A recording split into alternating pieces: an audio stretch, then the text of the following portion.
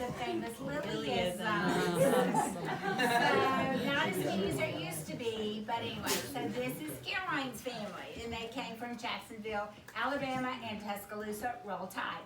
I need my cigar, my big Tennessee, hurry up. Emma's a freshman at University of Alabama, Abby's a senior at University of Alabama, and I'm an alumni of University of Alabama, and Dale's a huge Alabama fan. And I'm a Georgia dog. It's wrong time for that. Potty toddy, not a dog. And then we have some other friends that have traveled long distance. Look, y'all may not, you may remember Ross Hare. He lived here for a while. Ross now lives in Pembroke. I was saying he lived in Pooler, but he lives in Pembroke, Georgia. And then Joe Wells and Audrey Wells, they came from Savannah to be with us tonight. And Joe also was on Mike Sale's team. So, I mean, if he wants to say anything later, he can, but he doesn't have to. Thanks. So, I've got some people I want to thank, if you don't mind, really quickly, that are really, I mean, everybody here is special, and everybody here was special tonight. There's certain people that I really want to acknowledge because of the help they've given me lately. Tony Hood, where are you? Tony, get yourself in here, Tony. Get yourself in here. She's behind you. Betty, she's behind you. Here. Tony Hood and Julianne have just been my right hands the last couple of days. They've been cleaning, and Julianne, I learned a long time ago, I got to tell this story, I've said it many times. Julianne will never say, no, that's not a good idea.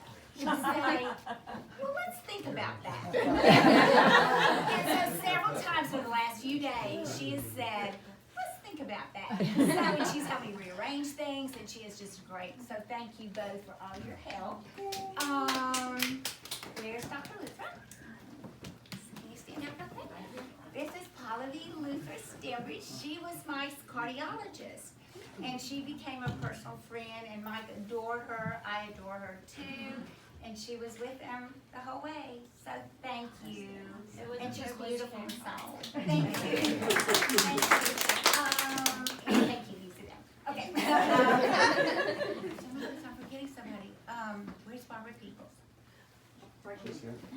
Come here, Barbara. Come here. Come here,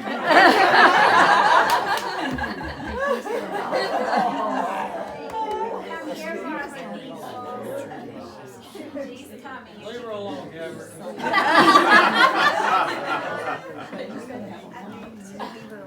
Come here. Come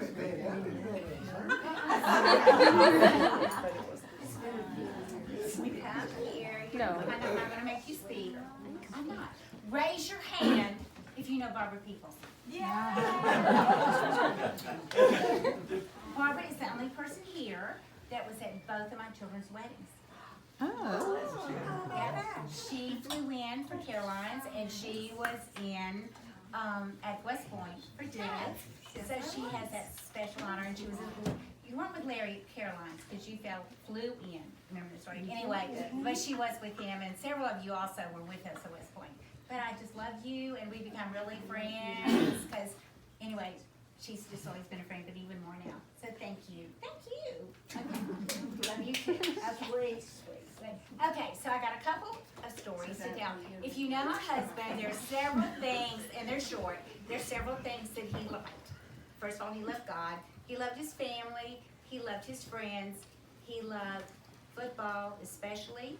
You love food. Well, wait. He loved, I'm sorry, he loved Southern football, especially. Ole Miss. Except when Corin knows how to say it, it's like, oh, Miss. There we go. Okay. Oh, Miss, right. So if you ever watch their show, that's how they say it. So, and he also loved history. You know, he especially loved presidents. And if you go, you can look at his library. The shelves are full of books about presidents, especially. I mean, there's a lot about Roosevelt, there's Johnson, there's all these different presidents. So when he was close to the end, this is not a sad story, his pulmonologist was in seeing him and asked him some question. I can't remember what it was, but he said, Mike couldn't respond to it. So he said, okay, let me ask you another question. Who's your favorite president? Well, I was ready for many. You know, several he could say, and all of a sudden Mike goes, Bush. And we both went, Bush! And then the pulmonologist said, younger or older? And he said, the older. I said, but we both went, Bush! You know, and presidents has to be picked. And so, oh yeah, I'm gonna tell another one. One of the doctors or nurses close to the end was trying to see if he had the peripheral vision. And so she held up 2 fingers, but what she said to him, she didn't say how many fingers I'm holding up. She said, how many fingers do I have? And he said, 5. Okay, so my other story is an Ole Miss story. Often when we were watching football, we watched it in separate rooms, even if we were watching Ole Miss, because Mike paced and drank and cussed back in his study if they weren't doing well, and he walked the whole time. He never sat down, he just walked. And so I watched it somewhere else. So one night we were watching a game. I was actually watching Ole Miss too, and it got down to Ole Miss had to make a field goal to win the game. Cannot remember who they're playing. So I said, okay, I'm gonna be with him for this. So I go back to the study, stand in the door, and all of a sudden Mike starts going, and I'm going like, okay, he wants me to stay back, I'll stay back. He goes, and I went, well, and I said, what? He said, come hold my hand. I held his hand and then made the field goal. But again, thank you all for being here. Is there anybody else who wants to share? I'm willing to open it. You don't have to, nobody's under, but I don't want to say, Jay Cranford wants to share. Well, What this? my part is about the last stages of Mike's life, and wherever he was very positive about it. I asked him how he's doing, he says, well, I'm doing okay. He was never down about it. He was very positive, no matter which facility he was in or what he was doing or here, and instead of watching TV. But I would like to do one last thing, to raise a toast to Betty and her extended family and to Mike. Am I going to stare? We're all empty.